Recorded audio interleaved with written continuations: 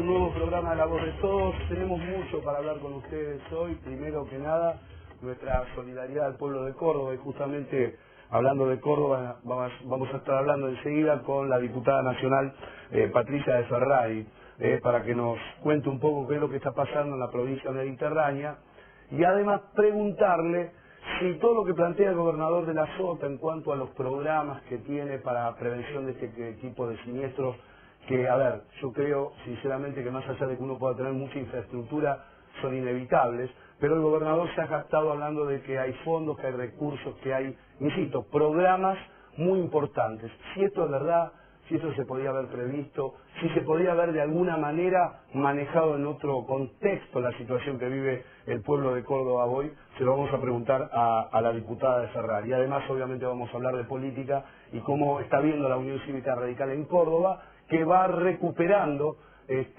muchas ciudades, manteniéndose muy fuerte en la capital de la provincia de Córdoba con el hijo del ex gobernador, de Ramón Mestre. Así que de eso vamos a hablar. También vamos a hablar de la ciudad de Buenos Aires, en este caso con Marcelo Ramal, que es candidato a legislador por el Frente de Izquierda en la ciudad de Buenos Aires. Ustedes saben que la ciudad de Buenos Aires hoy está viviendo una situación muy especial en cuanto a las candidaturas y en cuanto a las encuestas. Ni hablar obviamente de lo que está pasando en la provincia de Buenos Aires con el fenómeno Sergio Massa, que viene creciendo, más allá de lo que dicen algunos desde el oficialismo, pero los números hoy le están dando una ventaja entre el 12 y el 13% a Sergio Massa, que posiblemente en el transcurso de lo que queda de la campaña puede llegar a achicarse, porque el gobierno obviamente los últimos 20 o 25 días va a poner toda la carne en el asador. Pero, a ver, número menos, la provincia de Buenos Aires va a terminar con una ventaja para Massa de entre 10 y 11 puntos, prácticamente con seguridad. A propósito de Massa, este fin de semana estuvo recorriendo Saladillo, Tapalqué, Olavarría, 25 de mayo. La semana pasada estuvo en la fiesta del salame, la fiesta nacional del salame allí en Mercedes, en la provincia de Buenos Aires, donde hubo más de 80.000 personas. Nuestro agradecimiento al intendente, a Carlos Selva, que nos invitó, estuvimos compartiendo la fiesta, estuvo sensacional. Un detalle que lo generan algunos hombres de la política, muy pocos en la historia. Allá por el 83 lo produjo sin duda Raúl Alfonsín, después hubo un fenómeno parecido con Carlos Menem, y muy acotado quizás en relación a estos dos grandes hombres, también lo produjo Néstor Kirchner en su inicio de gestión, por lo que significaba, por la ilusión, etcétera, etcétera. Pero hay un detalle no menor que está generando este joven hombre del Partido del Tigre, que es Sergio Massa. Sergio Massa a Mercedes el otro día llegó a las 3 de la tarde, ingresó al predio de la fiesta del salame. ¿Saben a qué hora llegó al escenario? A las 18:30. Tuvo más de 3 horas y media para poder llegar al escenario. La verdad me sorprendió lo que genera en la gente. Esto no quiere decir que sea mejor, que sea peor, pero genera una ilusión, y esto es lo que uno puede percibir.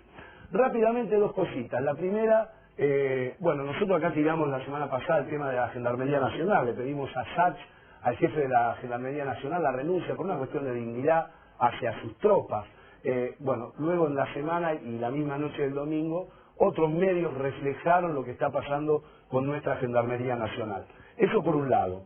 Por el otro lado, el gobierno de la provincia de Buenos Aires, con estos enroques que unificamos ministerio, que después lo volvemos a separar, que Granados, que Rico, porque Rico era la mano dura, decían en la época de Rucauf.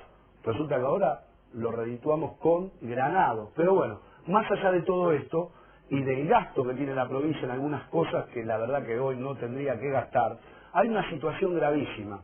Ustedes vieron que en Córdoba, y también voy a hablar con eso con la diputada ahora, están revalorizando y cada día más hablando del gesto loable de los bomberos voluntarios. En la provincia de Buenos Aires también le debe mucho la ciudadanía a los bomberos voluntarios. Pero ¿saben un detalle? Desde el año 2011, los bomberos voluntarios de la provincia de Buenos Aires no cobran los subsidios de la provincia de Buenos Aires. Hay cuarteles de bomberos que tienen una deuda, o mejor dicho, la provincia tiene una deuda con ellos de 1 millón, 1,5 millones, 2 millones de pesos. ¿Saben lo que significa para un cuerpo de bomberos voluntarios esa plata?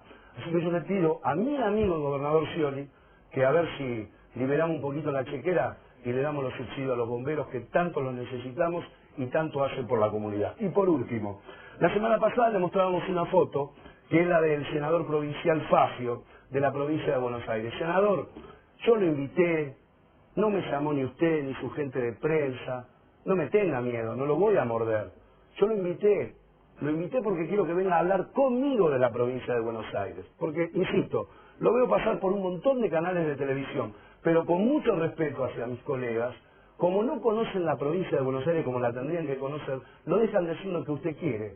Entonces, le repito, quiero una invitación, senador Fafio, quiero hablar con usted de la provincia de Buenos Aires. Que me conteste a mí lo que le contesta a algunos colegas que de esta provincia no saben absolutamente nada. Lo espero, ¿eh? ¿Qué tal, Patricia? ¿Cómo va?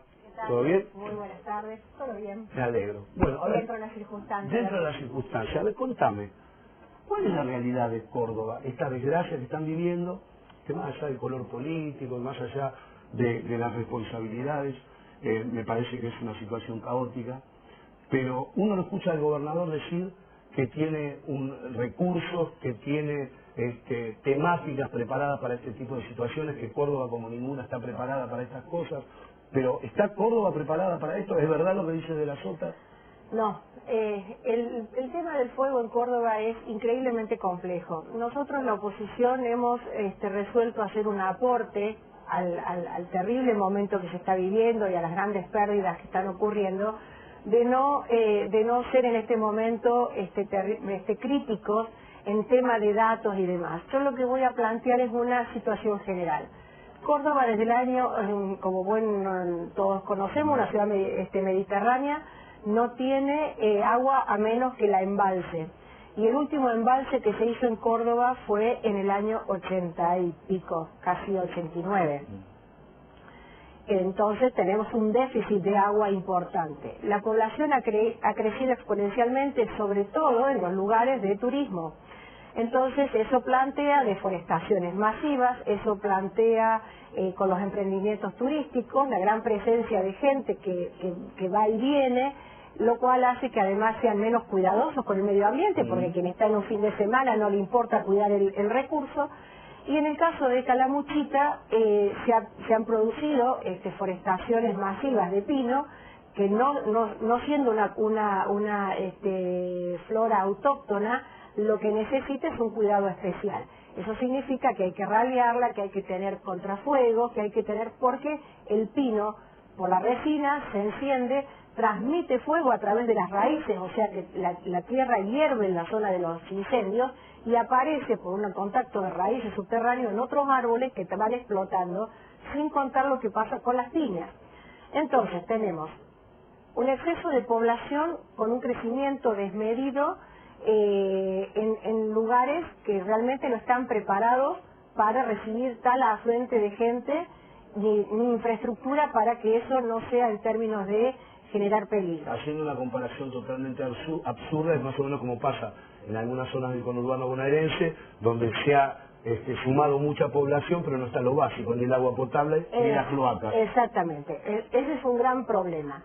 El otro gran problema es el tema, o sea que Córdoba, al no tener agua y tener un invierno seco, todos sabemos lo terrible que es agosto con los vientos, el viento norte que es insoportable, y ahí queda el peligro latente de los incendios y la falta de conciencia de la población a la hora de ser muy cautos con los asados, con las colillas de los cigarrillos, y no terminan de entender que por más asegurado que pueda estar un lugar, en cuanto a decir, no, tengo un seguro que respondería, un árbol de 50 años uno no lo repone con ningún dinero en ese momento. En esta mezcla de cosas tenemos el impuesto al fuego, que fue una política del gobernador de la Sota, que en realidad vino a compensar la famosa rebaja impositiva del 30%. O sea, le llega plata a los distintos cuarteles en el interior, hay autobombas relativamente nuevos, pero en realidad no va esa totalidad del recurso del impuesto a hacer una política de fuego que realmente sirva. Ayuda a tener por ahí algunos cuarteles mejor dotados que otros, pero la verdad es que las mangueras que hemos visto en Potrero de Garay son casi como las de Jardín. los bomberos, digamos, con mochilas casi caseras. Los chorros de agua no son para la envergadura de los incendios que se producen. Y los aviones hidrantes ni siquiera tienen la capacidad de cargarse, de abastecerse en el propio lago. Yo estoy hablando de la zona de Calamuchita. Exacto. Tenés el lago ahí y los aviones hidrantes no están en condiciones de abastecerse directamente desde el lago. Tienen que hacer una cantidad de kilómetros importante. Ida y vuelta, con lo cual el derroche de combustible, la pérdida de tiempo. Agravado con el tema de cómo van cambiando los vientos y que en zona de montañas son letales porque cambian en un segundo y dejan atrapados a quienes están combatiendo el fuego. Con lo cual son muchos los factores que concurren para que se dé esta situación. Ahora, lo que es, digamos, imposible de obviar es que la salida del invierno en Córdoba es terriblemente seca, terriblemente caliente, llena de vientos y generalmente nos pesca con muy poca agua. La falta de prevención en esa situación, el hecho de que los aviones hidrantes no estén en la provincia como para salir a humedecer medianamente los árboles, la zona donde uno sabe que eso va a ser pasto del fuego, hace que las desgracias sean de una magnitud impresionante, pero también que uno vea una cierta impericia por parte de las autoridades para combatirlo. Y yo creo que en este momento se le fue la mano al gobernador en decir que teníamos recursos suficientes cuando los vecinos de la zona de Calamuchita estábamos llevando agua y cítricos, porque las condiciones en las cuales los bomberos voluntarios enfrentan al fuego son condiciones realmente de muy poca protección para esa gente. Cada vez uno le tiene mayor admiración a nuestros bomberos y un poco de bronca hacia la situación en la cual los mandan a cubrir una tarea sin tener los elementos suficientes para poderlo hacer. ¿Cuánto tiempo calculás que va a necesitar Córdoba y fundamentalmente la gente afectada para poderse recuperar? No hablemos de la forestación, porque esos son muchos años. Pero porque vos además estás en la comisión de pymes, creo, ¿no? O de economías regionales. ¿Cuánto le va a costar a Córdoba, a esa gente que perdió prácticamente todo, el pequeño ruralista, estancias, el chacarero común? ¿Cuánto le va a costar recuperarse? De una desgracia así, no menos de 8 años. Es una estimación mía propia, pero si uno saca a relucir, aquellos que viven del turismo necesitan un paisaje en condiciones, lo cual se ha perdido. Aquellos que tenían aserraderos no los van a recuperar porque aunque puedan levantar galpones, el insumo de la madera va a tardar en estar. Que una de las cosas que mayor combustión hizo en la zona de Calamuchita fue el tornado de hace 2 años que dejó 1 millón de pinos en el suelo y no se los recogió. Todo eso fue el primer elemento de combustión en la zona de Villaverna y Villa Alpina, que es lo que, y Villacanto, que es lo que quedó devastado por el fuego. Pensemos que la gente que tiene animales, los animales tienen un ciclo para volverse a reproducir, pero además necesitan alimentación con esos pastos todos quemados. El animal de la sierra no tiene el mismo trato ni las mismas condiciones que tienen los animales en la llanura, por lo tanto, si la vegetación natural no está, esos animales, esa producción no se puede mantener en pie. La gente que vive del comercio, o sea, subsidiariamente, ya sea de la actividad forestal, ya sea de la actividad del turismo, va a estar sumamente acotados. Así que a mí me parece que va a tardarse mucho tiempo en recuperar, porque las pérdidas han sido grandes, el paisaje está devastado, todavía falta pensar qué ocurre con ese suelo impermeabilizado, qué va a pasar con los ríos que pueden llegar a contaminarse si llueve masivamente ahora.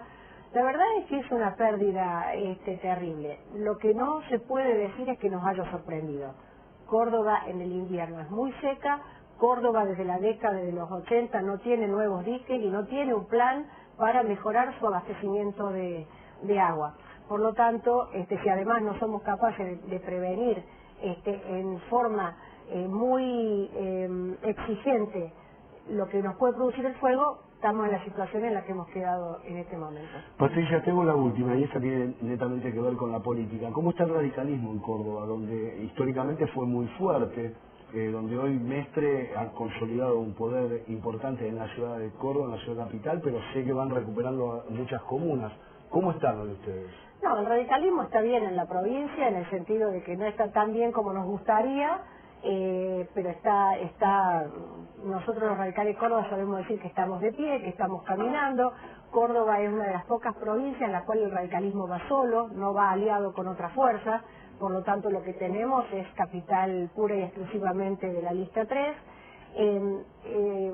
Este sistema que tiene el sistema político argentino actual, donde el que es amigo recibe todo y el que no lo es no tiene nada, obliga a que las intendencias que tiene el radicalismo tengan una gestión sumamente exigente y con muy pocos recursos, y la verdad es que la municipalidad que le ha tocado a Ramón Mestre ha sido una municipalidad minada.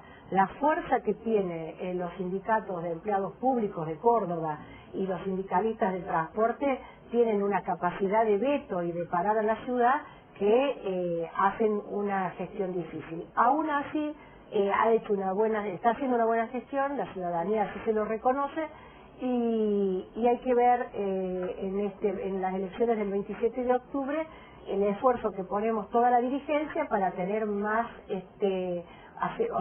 aumentar el caudal de votos, porque lo que uno ve es que la ciudadanía de Córdoba no está tan contenta con toda la dirigencia, y entonces los oficialismos también han perdido este terreno y también lo ha perdido el juecismo. Entonces uno ve que hay un electorado que está buscando una propuesta, y la obligación ahora es mostrar que lo que está buscando está en manos de la dirigencia del interior del radicalismo. Patricia, un gusto, gracias.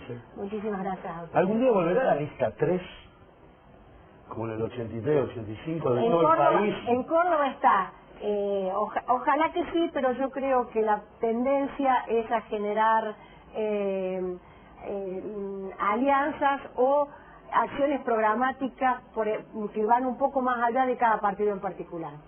Muchas gracias. Gracias a vos, Marcelo. ¿Cómo estás? ¿Cómo estás? Bien. Bueno, le están mojando la oreja a varios. En la ciudad, en la provincia de Buenos Aires. Mira, te cuento, voy a cometer una incidencia. Anoche estuve en una cena muy reducida, y había muchos hombres empresarios, dirigentes políticos, y uno de los dirigentes políticos dijo: a ver si Pitrola le termina ganando de Narváez todavía. Bueno, sí, lo importante en este caso es que sea resultado de nuestro ascenso, más allá del evidente descenso de Narváez, ¿no es cierto? Pero eso es lo que estamos observando justamente. En la provincia de Buenos Aires con Néstor Pitrola, acá en la capital con Jorge Altamira, y en todo el país hay un ascenso del Frente de Izquierda. Se expresó en el 1.000.000 de votos que obtuvimos prácticamente el 11 de agosto, y luego en una serie de hechos políticos que también marcan ese ascenso. Hemos conquistado en el sindicato docente de la provincia de Buenos Aires, SUTEBA, más de 10 sindicatos locales muy importantes, La Matanza, Quilmes, los sindicatos docentes, que son un poco el maestro de la provincia de Buenos Aires, es un termómetro de la vida social de la provincia. Venimos de hacer una elección extraordinaria en la Universidad de Buenos Aires, conquistando 7 de los 13 centros que estaban en discusión. Vamos a refrendar seguramente ahora también el centro que falta, que es Ingeniería. Y bueno, indudablemente que se está viendo, ¿no es cierto?, este clima con nuestro Frente de Izquierda, que se relaciona indudablemente con una crisis nacional importante, que es el telón de fondo de esta campaña electoral. Vos te das cuenta que cuando baja un poco el ruido electoral, lo que surge es un país donde hemos vuelto a una quiebra fiscal muy notoria, un país que habló de desendeudamiento durante 10 años y estamos a las puertas de una nueva crisis de deuda, disimulada solo por el hecho de que una parte de la deuda externa fue pagada con deuda interna, por el Banco Central, con el ANSES, pero hoy toda esa deuda representa el 70 o el 75% del PBI. Entonces la gran pregunta que surge de acá, en los próximos 2 años, después de octubre, es quién va a pagar esta crisis. Si va a volver a ocurrir el escenario que hemos visto en Argentina. ¿Quién la va a pagar? La gente. Ahí viene. Nosotros. Bueno, ahí viene la gran cuestión que el elector tiene que pensar. Y la importancia de que la izquierda esté en el Congreso Nacional y las legislaturas. ¿quién va a plantear en el próximo Congreso que la crisis no la tiene que pagar los trabajadores? ¿Quién va a defender el salario? ¿Quién va a combatir una devaluación de la moneda que pulverizaría el gasto social, las jubilaciones? La izquierda. Entonces, este punto es realmente nuestro fuerte, nuestro gran argumento para esta campaña electoral, y vale también, bueno, para la parte que me toca, que es la ciudad de Buenos Aires.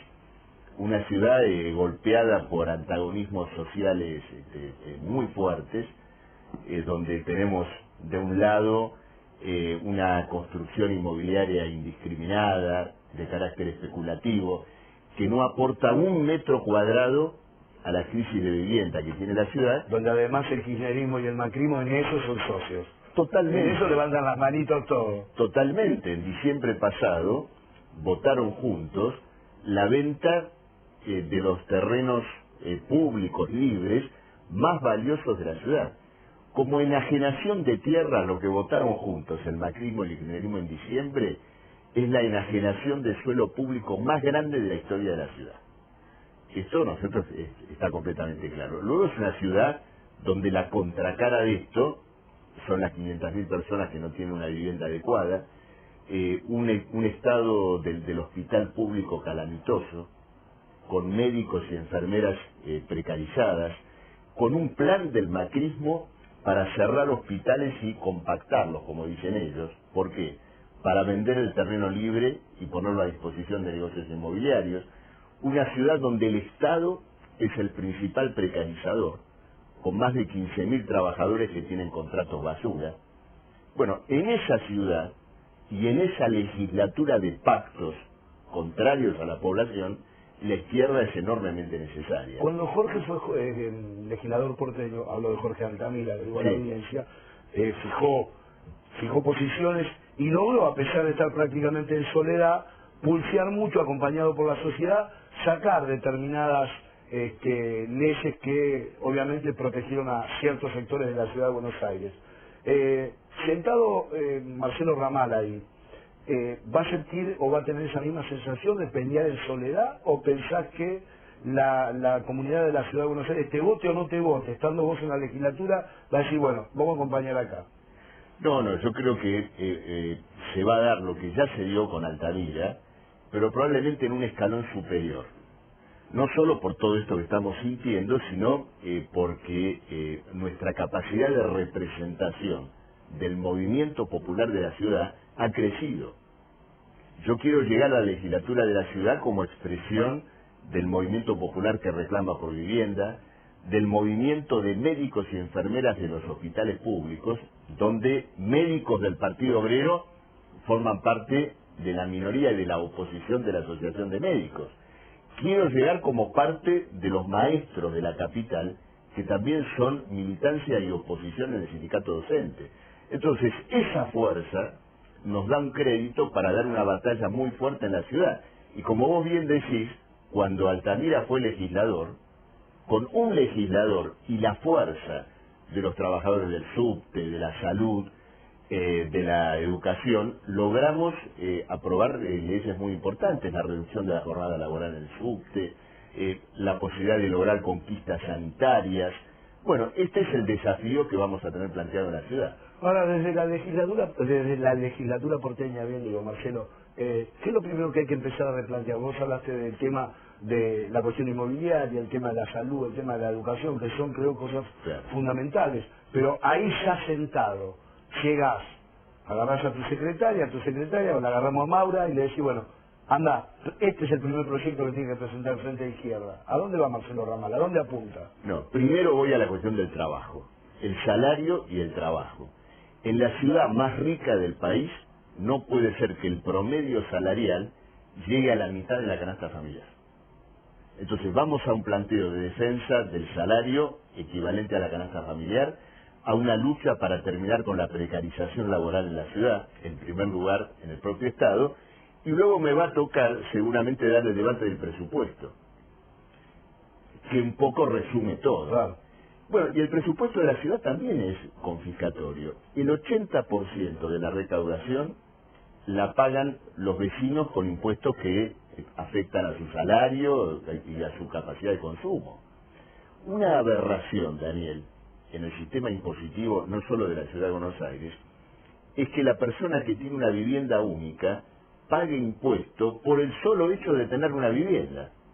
¿Por qué? Porque esa vivienda es un bien de uso, no aporta una renta económica.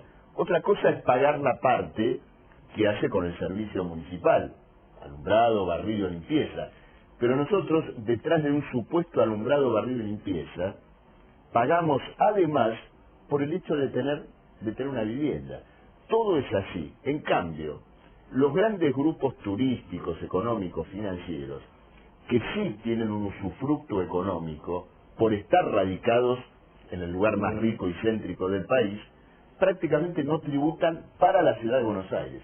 Vamos a dar este debate y vamos a plantear también otro punto importante, que es la centralización del presupuesto. La ciudad tiene muchas cajas paralelas.